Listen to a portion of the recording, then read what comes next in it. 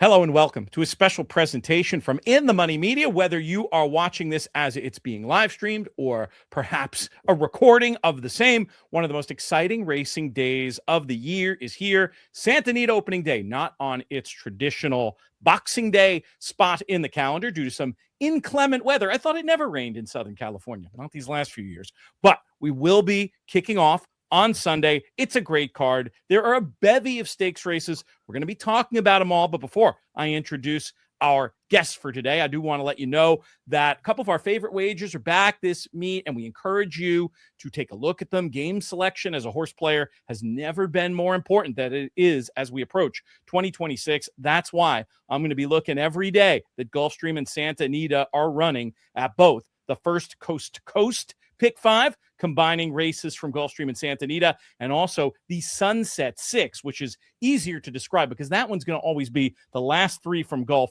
the last three from Santa Anita. These are player-friendly wagers, folks. Retail only, meaning the biggest computer players' access is going to be limited in these pools. 15% takeout, dollar minimum, and no consos. So that means carryovers if they are not hit. We're going to have pop-up shows and lots of coverage for you all meet long on the In the Money Media Network. We encourage you to check it out. And with that little bit of business out of the way, let's get to introducing our guest. First of all, you know her from the Owner's Box. You know her from the fabulous work she does in the various corners of the television world. Always a pleasure to have back with us, Michelle Yu. What's up, Michelle? How's Christmas treating you? Christmas is good. I mean, kids are home. We're, getting ready to tear open some presents soon, and it's been great. I like to hear that. And the man who has co-hosted these shows with me, I realized this was actually a note from a year ago that I should have dropped, JK, but I didn't remember until now to say it. I was a little distracted last year at this time, as you recall. But we have been doing this on our own longer than the first iteration of the show now by some way. And in fact, our first show on our own was it 7 years ago at this point, 6 or 7 years ago, for this very occasion, opening day of Santa Anita. Does that make you feel old? No, I feel young, Pete, all the time. Yeah, no, it's been a wild ride. It is one of my favorite days in racing. It's also oddly outside of like the random Thursdays and Sundays that I went with my dad to Lone Star. It's also the race day in which I've spent the most time with my dad at coming cool. to Santa Anita. And so it's always a special one for me. A little bit different schedule wise, but if you're bored on the 26th and you want something entertaining to do because everyone else is off, I have to host for 3 hours. You host? No. That's as a matter of fact, I don't. I love it. We're gonna Michelle and I are gonna watch it. We're gonna send you copious notes about what you should have done. Let him practice right now. Hand him the mic. Oh my God, that would be truly evil, and I will not do that. I will not do that to a man. Well, I love that note about your dad. Let's see if we can pick some winners in honor of Big Ralph on this Santa Anita opening day. We'll start off by going to race number 5. It is the Grade 2 Matinee Mile, going what else a mile for these 3-year-olds. Got a lot of really interesting races on this card. This one will kick things off by trying to come up with some ideas for this one. I was so uncreative that I'm hoping one of you can maybe come up with something more interesting than giving you the favorite, which is my inclination in this 7-runner field. Michelle, we'll start with you. I like Tempest Velat in here for Leo Powell. This is a horse that they bought out of the digital sale, and he's just run really good races after really good races. I think the keys for him have been firm turf, and I think he prefers a mile. We saw last time he looked like he was maybe going to win and then just couldn't sustain. I love a horse on a turn back in distance. Yep. He's tangled with a couple Ds before. I think he's super intriguing in here, so that's where I'm going to look. 9-2. I mean, that's a little bit better than 3-2. Yeah, no doubt about it. If you want to hunt for something not at the top of the market, a very understandable place to land. JK, how about you? What are your thoughts on this Matinee Mile? Yeah, I mean, I think there's 2 horses that that I want to have. It feels like the pace is going to be pretty quick in here. There's a couple of horses that want to be forward, but even the ones that don't have to make the lead, their time form US fractions are coded as red. So I think the pace is going to probably be pretty honest. I want to make sure I have the 3 Nameron, who I think is going to end up working out a great trip sitting right in behind the speed if it doesn't happen to materialize in the same way that I feel like it will. And then I'm going to pick the 7. That'll be kind of my top pick, but a horse I'll use as well towards the outside. Because there seems to be a lot of speed in here, give me the horse I think is going to be closing in the clear, won't lose, might lose a little ground, but not going to get stopped out there on the outside. And that race 2 back was the one that kind of made me fall in love, that Twilight Derby, where the pace wasn't all that quick, and this horse was trying to close into that pace. Not to mention you're going to get Ortiz on. I mean, not a bad thing. Not a bad thing. Do we say Maz or Maze for the name of that horse? I want to say Maz. Maz. We're happy with Maz. Good. Michael McCarthy certainly needs no introduction. One of our favorite trainers around here at In the Money Media. And yeah, I get Maz, I get Tempest Velat, and the case for Nameron. I just think the trip's going to work out beautifully, like JK said. So I'm uncreative, but maybe a couple things to juice things up. Obviously, this race is not part of the pick 6, and isn't part of either the Coast to Coast or the Sunset 6, but a race I plan. Although I lied to you. This is in that Coast to Coast, so definitely a few ideas to get started. The Coast to Coast, by the way, on Sunday starts at 3:18 Eastern with Gulfstream 7. Then it's Santa Anita 4. Gulfstream 8, Santa Anita 5, and then it closes with Santa Anita 7, which we'll get to in a moment. But first, let's talk about race number 6, where we have the Grade 2 Litton-Pinkai going a mile and a 16th on the dirt. This is the return to the races of Nysos, your Breeders' Cup Dirt Mile winner. Jonathan, before I ask you about your opinion of Nysos and if you want to be with or against him in this spot, what is your general inclination when it comes to Breeders' Cup winners, specifically coming back in the same calendar year? Is it positive? Is it a negative? Or are they all just horses and you got to handicap them individually? Well, I mean, I think you got to treat them like individuals. With Nysos, obviously he's had an interrupted career, right? So it's not like he ran all last year pointing to the Breeders' Cup, and then this is kind of like some weird afterthought. Clearly, he's kind of working on a different schedule than the rest of the horses because, he ran in the Breeders' Cup Dirt Mile and ran extremely well.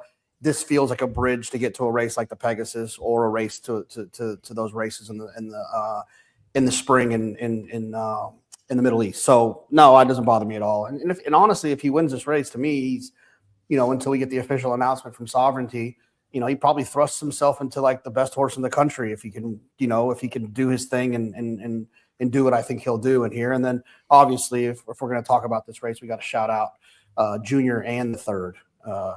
I'm a big fan of all the Litton-Pinkais. It's a nice group of humans there. Were you indicating that you think Sovereignty is not going to run again? No, but just like there hasn't been they just keep saying that whole the plan is right. The plan is right. It makes it kind of. You'd think you might hear a little more enthusiasm if there wasn't. Just say yes, he's running, and we're going to point him to the Dubai World Cup. Right. No, why wouldn't we? That's fair. That's absolutely fair. I just was curious if you had heard something that with all the trainers and horsemen you harassed for tips, I thought you might have gleaned some inside information that was not yet public. Of all the trainers that I harassed for tips, while I have a good relationship with Bill Mott, he is not one in which I harass for tips. You're not texting Bill Mott constantly, like, "Hey, tell me about this first." No, honestly, fun exercise. Let's see the last thing I texted Bill Mott. This will be fun. Hold on, I want to see the last thing I texted Bill Mott was. Well, here's the best part about it. Do I even have his number saved? No. Yes, I didn't even save it because I was like, "There's no way that this is going to be a relationship that's going to be able to go anywhere." Let's see. Hold on, I still might have. Yeah, I haven't texted him since May. Yeah. It was probably, honestly, I think it was about cart talk, to be fair. And to clarify, are you stone cold here, or are you going to bring in any of the? Okay. Yeah, Michelle, how about you? Do you share JK's enthusiasm for Nysos in this? Oh yeah, I mean, come on, he's always been a very, very special horse. We've got to see him in Southern California for a long time. He really gives off American Pharoah vibes from being around him and the ease of which we've seen him be victorious. I think he had to work a little bit harder in the Breeders' Cup Dirt Mile. The fact that he's running back, you ask about Breeders' Cup horses in their next starts in the calendar year. I don't think that we see a lot of them because generally once you win a Breeders' Cup, you've wrapped up a divisional title of some sort. And so you're not going to come back and risk that or whatnot.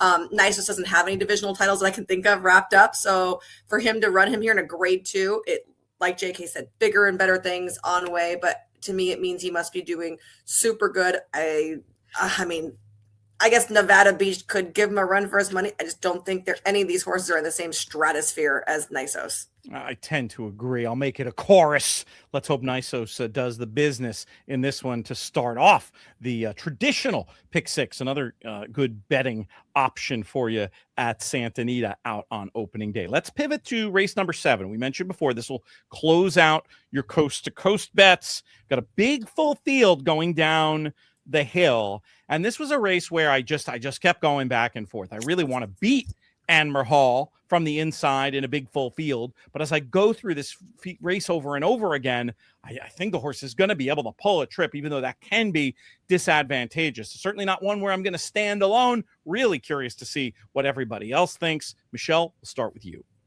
I mean, you have to like him because he has all that hill experience, right? I think we've seen time and time again that a horse that loves the hill loves the hill. I wouldn't count out Mucho del Oro for George Papapadromo. He has run super well going 6.5 before. In fact, he's a graded stakes winner down the hill, so he's got back class to lean on. His last couple of races might not have been spectacular, but I think when you look at the fields he was facing, they were super tough. He's in here for the 50, which I think is really interesting. So I would certainly be utilizing him alongside of Anmer Hall. And this will be crazy a little bit, but I actually don't mind Hot Rocket for Michael McCarthy. Needs pace because he has no pace even going a mile. So I think Trip is going to be curious, but I feel like this is a horse that could step up and run like a really good race. All right, so the 1 and the 8 are the primary ideas, but no 1 and 10. The 1 and 10. Sorry. 1 and 8. Yes, 1 and 8. You're leaving the 10 in the mix. I can't count. All right. It's hard when you don't have you do this early and you don't have the PPs that have the numbers in them. Actually, they did just pop up in my PP, so that'll make it easier to keep track for the rest of this show. JK, how about you? Where are you? Let's start with the favorite and your thoughts on Anmer Hall, and then get your idea of the winner here. Yeah, I mean, this is unintentional, but it works out that my dad, our address was 318, and my dad was a horrible horse player. It's how I became a horse player, trying to prove to him that he was horrible. I fell in love with the puzzle, trying to prove to him that he was an idiot as it pertains to betting horses. So he literally would just always play our address, but he would say it as if he's discovered something. Oh yeah, bro, I'm gonna play the 318 here. Okay, Dad, well, you always play the 318, so why? That's not really relevant. Anyway. I actually like the 318, and so on this day it works out. Yeah, right. I mean, forever we've always heard that being on the inside, because of the way the configuration of the downhill turf course, it's not a great place to be. But I think this horse is tactical enough, and is probably going to let them go, and then end up working out a good trip from the inside. So I want to definitely have the 1. I'm not against that one at all. The 8, like Michelle mentioned, I won't repeat all those things. But the 3 for me, Pete, and you know this more than anyone, I am a sucker for red-coated mile horses and Time Form US cutting back down the hill.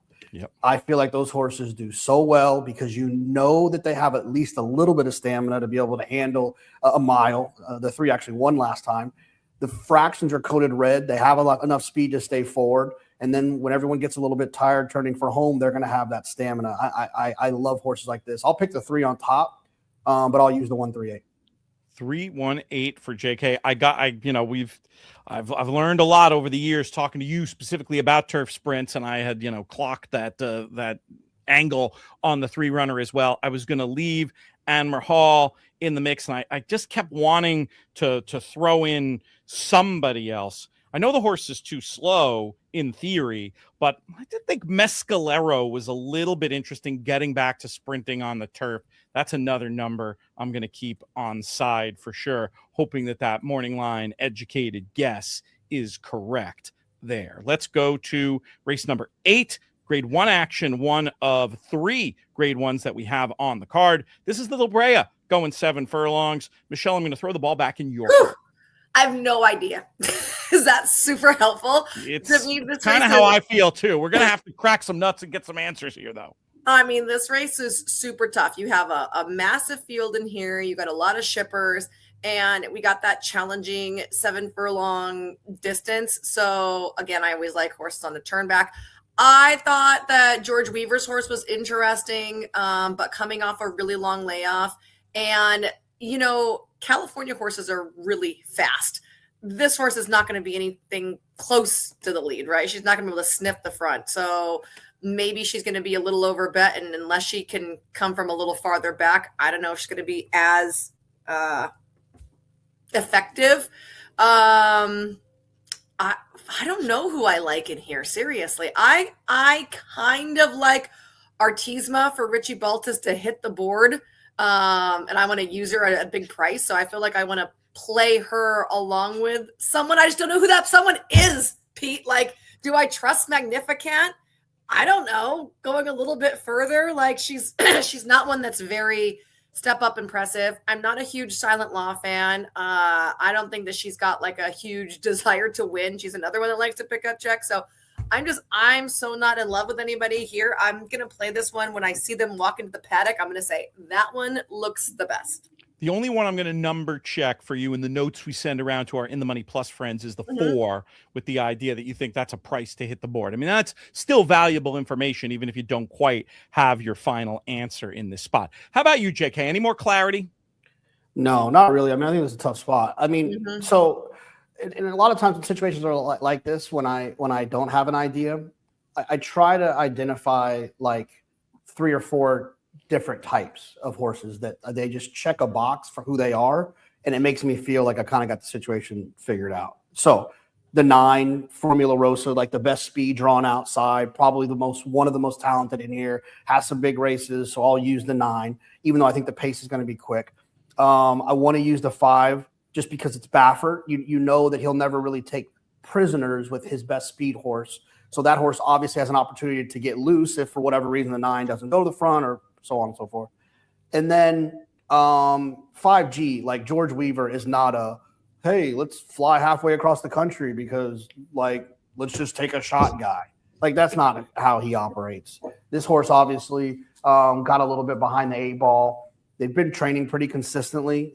I also like the fact that the last work was a half mile instead of 5 furlongs. When they go down in distance coming off a layoff on their last work, it makes me feel like they're not cramming for the test. Like, they're not like, oh, I got to get one more stamina, I'm worried. Like, I feel like that means she's ready. So I'll use 5G. So 3, 5, 9. 1, 3, 1, 3, 8 for JK. 3, 5. No, not in this one. We're not going to keep the hunch play going. We're going to go 9, 5, 3. Like my top choice in here is the 8. I think her last going to get the best. That was my top pick, and I was thinking I was going to get to say something nobody else said. I'll let you make the case. No, I mean, look, you love to see these horses that have this good 3-year-old form going a little bit longer than that whole accept the truth that this horse doesn't want to go that far performance. I thought last time in the allowance, and then for Riley to ship her out here second time in his care. I think she's going to end up getting the best trip because I feel like the pace has to be honest in here. For all we talk about Bill Mott with a target, maybe in future we'll be talking about Riley Mott with a target. That's what this one looks like to me. That race, I think, was just better than it looked. She finished up okay. That was a big speed favoring track she was trying to close into at Churchill that day. I think she makes a lot of sense to move forward. I did ultimately land there, but I mean, it is open. And the other 2 numbers I wrote down, you guys have already made the cases. 5G. I mean, I agree with Michelle. I don't exactly know what kind of trip she's going to get, but she ran a 90 figure back in March, and it's December, and it's not a Weaver to take lightly thing to ship out there. Got to keep that one on side. And then Formula Rosa was just utterly logical as well. Has that huge fig 2 back at Del Mar. So 8, 3, 9 for me were the numbers I settled on, but I am open in my wagering to including more. Okay, let's get to the back half of this Sunset 6, the last 3 races, more graded stakes action. We'll go next to the San Gabriel, going 1 mile and 1/8. This was another one that had me head scratching a little bit. So JK, we're going to make you start off on this one. Who's your idea of the winner? Yeah, I thought this was tough too. I went 2 speeds, 2 closers. Whatever the situation is, it should work itself out. The one I liked, where am I at here? The new time form is a little bit tricky. It should have the number. Yeah, the number should be there on the left. No. Just to get, like, if you click on the 8 astronomer, then it's like hard to get back to the pace projector. Never mind. That's just gotcha. me thing. Yeah, you got to the 8 astronomer who I thought last time was close enough. He never wins. Red-coded fractions. He just never wins. Yeah, but horses that never win sometimes win. Yeah, that's fair. But I'll also say this This is my new pet trick I like to do when people say they never win. 10-1, 6-1, 7-2, 11-1, 9-2, 17-1, 12-1, 24-1, 8-1. What race did the public think he was supposed to win? I mean, 7-2 isn't bad odds. Yeah, but I bet 7-2, and he ran second, beating in length. He did exactly what he was supposed to do. That's fair. That's fair. The problem I have is never wants to win is when they're 6-5 and they can keep getting beat. That's where I find more of a problem. I could see this horse catching money here, though, based on the figures. I agree. I mean, look, it's not a strong opinion. I'm spreading. I'm going to use the 8. I'm going to use the 9, Cabo Spirit. Another one who I think is forward. I think one of those two is like destined to hit the exacta based on the fact they're going to end up working out good trips. My top choice is a 7, though. I don't know how to say that, Michelle. You've probably seen the horse run. Suchet. Yeah.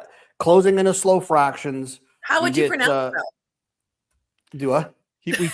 We could go very, 90s WWE, DX style. We could call him Suck It. That's what for sure I've heard people call him Suck It. Well, there it is. It's a French surname. That's what it got to be. Well, hopefully Joel is doing the good version of Joel, where he did on Rattle and Roll, where he stays a little bit connected, even though there could be a paceless situation against the horse. And so 7 and the 11 I'll use too. So 8, 9, 7, 11, no particular order. I'm gonna just try to catch something with those 4. I'll just quickly add that Suchet was where I landed in this spot after a lot of consideration. Just thinking the horse was in good form and would pull a good trip. Didn't have a whole lot more to add. Just looked ready for a test like this. Michelle, how about you? Who's going to win this one? Well, I thought I was being smart liking Suchet, but apparently everyone else does. So my other horse was Stay Hot. He is just such a consistent performer. He's really tenacious. I think that he tries so hard. He hasn't always had the cleanest of trips, and he still shows up. I'd like to see him a little closer to the pace. He's got a race under his belt recently that I didn't love, but for the majority of his career, he has just been such a hard trier. I think his odds are fair. He's going to get a new rider here in IRAD, so not going to sniff at that at all. And I feel like, with a horse like that who tries really hard, you get a fresh face on there that's a really strong finisher. That could make a huge difference for him. He's classy. Pete does a great job. So for me, I like Stay Hot on top. Yeah, that makes a lot of sense. Stay Hot, definitely one that I want to have in the mix as well. Let's hope as far as Suchet goes, this is a case of great minds think alike and not it's a corollary. Fools seldom differ. We'll see what happens too with the price. Sometimes when you do a podcast and everybody likes the same horse, that price, everybody else sees it too and the price is less than it's supposed to be. But there's so many horses in here that have to catch money. I think Suchet should be a decent price when it's all said and done. Next up, we got the grade 1 Malibu. I'll have a full horse-by-horse write-up of this one for our friends at theraces.com. We'll also link to that in our free In the Money newsletter, inthemoneypodcast.com/email, if you want to sign up for that and keep abreast of all the content we have coming on the video side, on the audio side. That's one-stop shopping, inthemoneypodcast.com/email. Let us send it to you, Michelle, for the. No, let me go first. Oh, you want to go? JK wants to go first. Let's hear it. Yeah, because this is honestly, Pete, I do this sometimes where I say, I want to see the workout report, but I know Michelle likes to see a lot of these horses work. And I have a feeling that Michelle has a stronger opinion about one of them. I don't know who it is, but because for me, what's going to push me over the edge is someone saying goal-oriented worked like a freak last time, Barnes, Cornucopian, Midland Money, not as much Midland Money. I kind of know who he is. I don't think we fully know who Cornucopian, goal-oriented, Barnes we kind of know because goal oriented's hasn't got the sprint again, and then Cornucopian's been gone so long. So I'm picking in that arena, but I didn't want to follow Michelle and copy her without giving her credit that I'm going to copy her first. What for the notes that I send around, JK? What numbers do you want me to write down as far as your short list goes? Let's see what Michelle says first. Okay, we're gonna wait. We'll come back to you for that. My opinion is fairly formed, but let's let Michelle go. Well, who do you like here? Well, first of all, I think for opening day, XBTV, her first TV, has 78 workouts online. So workouts for 78 the horse is running. So there are plethora for opening weekend of work. So make sure you check those out if you want to watch them yourself. I'm not a huge goal-oriented fan. He works fine. I like Barnes. Yeah. And I is think that based? Did he's you also watch the that captain. bullet He's the other also day? the Captain Obvious horse Yeah. in there to me. But he so really it's kind he of really stands cool. out in a big way to me too. I mean, he's the class, he's the fastest, he's in form, he gets a great trip, and he appears just work tab. He appears to be working the best of the He best, works doesn't good. he? I mean, but Yeah. he does work really good, and we've actually seen him work better. I feel like as he's I don't want to say got older because he's only 3, but I do feel like progressively we have seen him become a better workhorse than he previously was. I also like Modus Bestia a lot for Richie B. I mean, I don't think that he's loving drawing the rail because no one likes to draw the rail, but this horse has plenty of speed. I think that he's really stepped it up, and he looked fantastic on the Breeders' Cup weekend.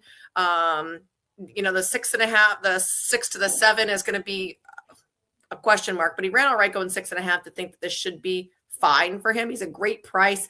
I know that I feel like they loved him. And now that he's gotten himself kind of more towards the lead, I feel like it's been easier for him to kind of convert those into wins. So I like him for a price shot in here.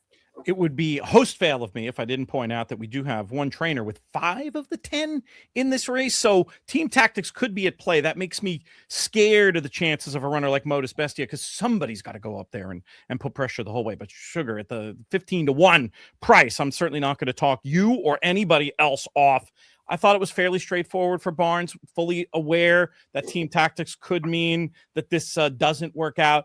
I wanted to keep goal-oriented on side just because I do think, it's very hard to make him a confident selection off whatever happened the last day. But on his best, I mean, he has some finish and should get a great trip as well. I think these outside draws are going to be very advantageous in this spot. All right. Blinkers off for him. Blinkers off for... Yeah. Which I like, which I think I like as it pertains to the team tactics potentially at play. Feels like if they do go too fast, he could be the one who's set up to do the best running late. Wouldn't make so funny. They're not going to go too fast. Baffer horses don't go too fast because they're used to going fast. Well, that's right, but they go too fast for everybody else, and then who of the home team is gonna get it done? Any clarity there for me to write down some numbers for you, JK? Yeah. So I'm going to pick Cornucopian. I'll use Barnes as an A as well. Cornucopian and Barnes. The reason being, I think, is that if you look at Cornucopian's past performances, I just didn't know what to expect from him. But if you look at his past performances, he ran a 121 first time out sprinting time form US. Barnes ran a 129 last time, a 124 prior to that. That was all the way back though in February that he ran that 121 or March or whenever the hell it was. I mean, he's got an opportunity, and then he has the best race he ever ran, in my opinion, was in the Arkansas Derby when he set those ridiculously fast fractions and got tired off of that first time going 2 turns. Obviously, something went wrong at Aqueduct when he didn't run back for 245 days. So I just think that he's sitting on a little bit of a sneaky performance. And I think he could be a little bit ignored as well. I think some of these other horses are going to take money. So 8-9 is A's. And then I'll use 5-10 as B's. Baffert's going to win this race. Well, I think we'd be amiss just to not mention Smooth Cruisin' because even though he hasn't been able to beat any of the Bafferts he's faced, he's just been a really cool contender for Karen Headley. I mean, you have to kind of root for these small barns. For sure. They've got this one good horse, and he does show up on these big days. He runs good races, so I think he's a cool little customer. Even though I don't necessarily think he can win, I still like him. Easy one to root for, could maybe sneak out a piece. And yes, as Frank Scatoni likes to say, when small barns win, we all win. So good story if we can get a nice effort out of Smooth Cruisin' there in the Malibu. We can run a minute longer than we said before because I do not want to give short shrift to the other grade 1 of the day. Big field here of 11 in the American Oaks. JK, when it comes to the Sunset 6, all these late picks at Santa Anita on opening day, I'll ask you the key question. How are we going to get paid? Yeah, I'm going to try to get paid 2, 3, 10. The 3 Cliffs will be my top choice. Look, I just have a real trainer crush on Cherie. I think she does an outstanding job. I think her horses, they when they get good, they stay good, they improve. I think she's very thoughtful when you talk to her about her horses. Like it's usually not even trainer talk. It's like real, complete thoughts, thoughtful things. Like I just think she does a great job. And I think that sending Cliffs out here, I thought Cliffs ran some really good races at Saratoga this summer. And I just think it's sneaky. I think could work out a really nice trip from the inside too. I think that Cliffs it's got just enough speed to hold that position. I wish a little bit more, but enough to hold that position. So, and then, Will then's going to clear out of there to make even more room for her. She's going to have someone to follow. I think she's going to save ground on both turns. I think she's going to be tough. So 2, 3, and 10. The 10's a little bit of an unknown, but form horse by some way. Yeah, but you know how I feel about East Coast horses coming west. Well, this is really east. Yeah, I mean Leopardstown. This is really east. Yeah, it's very east. It's east of New York. Atsilla makes all the sense of the world to me. I have the same basically 3 numbers as you, JK. But I mean, for me, the Atsilla case is very straightforward. I mean, you just look at some of this European form. It's really been in the deep end of the pool. These Group 1s over there. I mean, that's as good as it gets. I love the fact that the best run comes around Leopardstown, and the mile there, I mean, clearly has if you can run the straight mile or even the galloping left-handed mile over there, you can run a mile and a quarter around 2 bends. So no issues at all there with stamina. Makes all the sense in the world. I loved your case on Cliffs, and I think Will then makes sense as well. What about you, Michelle? Who do you like? We're deferring away from a lot of the local horses here, looking to some of these horses coming in from the other side of the country or the world. Who do you like in the home team, and who do you think is going to win? I actually am on the away team for this particular race. I thought Cliffs was intriguing for all the reasons JK said. Cherie doesn't ship horses out here just for funsies because she needs a vacation. She usually comes over with a legitimate chance. So I think that her sending a horse that's relatively unproven over for the last grade 1 of the year is very indicative of how she feels that this horse is going to run. If I was going to look at local horses, I thought maybe Mbaya for Jonathan Thomas, who's pretty much won every single turf stake we have out here. He's like the West Coast Chad Brown at this moment. And maybe Ribbons for a price, but I think Cliffs is going to win, and those horses are just going to be picking up pieces. What do you think about the presumptive favorite Atsilla in here? I mean, she has a lot of class, but also, okay, let me back that up, I guess. She has a lot of races that look classy on paper, but she's been well beaten in them. So we're really going to have to see how she is going to be able to handle coming to the West Coast. She is going to have to step up a little bit because she has some issues as far as running goes. She tends to not break very good. And even going the mile and a quarter, that's going to put her at a disadvantage, especially because where they break at, starting down the hill. I mean, if she stops or doesn't leave and they're all gone, I mean, it's not super easy to make up 40 lengths on the turf course, even if you're going a mile and a quarter, right? So I do think there's some things to take into consideration before you hammer her at a really low price. Even though it looks so fancy that she's, third in a grade 1, 2 back, and she's only been running in group 1s and all this, I think we just have to think about, the other, she's been beaten 5 for, 6 lengths by some of these. So keep that in mind and maybe take her with a grain of salt. Not to say she can't win, but she's not a walkover. Maybe, no, definitely not a walkover, and definitely some reasons to question. Personally, I was hoping that there would be enough speed from runners drawn inside and outside specifically that it could bring her stamina into play. And I just wasn't worried about the 6-length defeats just based on who she was running against. I mean, those are fillies who are running, mid-90s buyer types on the equivalent. So I think the 1,000 miles is going to be pretty pacey. Wilden went to the front last time, but going further. So I don't know, if she's going to be up there pressing the pace. I could see Totally Justified also maybe being up near the lead. That's who I was thinking. 1:8:11. Is that probably what Time Form has? Because I looked at their stuff before, but I don't have it in front of me now. But it'll be interesting to see how it all plays out. Last thing before we get out of here, and I didn't prep you for this, so I apologize. And I will go first to make it a little bit easier, give you time. I want a best bet of the races we've talked about. If you could only bet one horse, of the ones that we talked about on this show, who would it be? I'm going to be selfish and go in that 9th race where we all agree in the San Gabriel with the idea of Suchet, the 7 runner. That'll be my best bet here on the Santa Anita Open. Best bet, card. Most likely winner, or best payoff? It's the it can be either. What I'm asking is, who are you personally, Michelle? If I just told you personally with your risk tolerance, whatever, If you could only bet one, who would it be? Well, Nysos, because to me he's a slam Okay. dunk. Gotcha. Well, that's fair. That's very, very boring. I mean, if I'm really looking and want to get a little bit of money back, probably Tempest Velat back to the Matinee Mile. I like that. I can get both. Why not? We make the rules. JK, how about you? Yeah, I like her laugh quite a bit. I mean, I know it's a wide open race. I just think there's some value there. I don't think she's the most likely winner or anything like that. But I think she's interesting. I think she'll get ignored a little bit. And then honestly, this is like this is not like a slight.